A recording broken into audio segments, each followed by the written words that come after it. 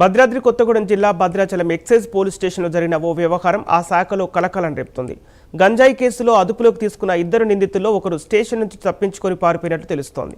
అయితే ఈ విషయాన్ని అధికారికంగా పోలీసులకు తెలియజేయకుండా ఘటన బయటకు రాకుండా కప్పిపుచ్చే ప్రయత్నం చేశారన్న ఆరోపణలు వినిపిస్తున్నాయి.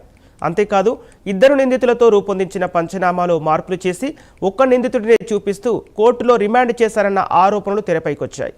ఎఫ్ఐఆర్లోనూ మార్పులు చేశారన్న ఆరోపణలతో వ్యవహారం మరింత వివాదాస్పదంగా మారింది. ఆగస్టు మొదటి వారంలో జరిగిన ఈ ఘటన ఆలస్యంగా వెలుగులోకి రావడంతో సిఐ స్థాయి అధికారి వ్యవహారంపై ఉన్నతాధికారులు అంతర్గత విచారణ చేపట్టి కమిషనరేట్కు నివేదిక పంపినట్లు సమాచారం.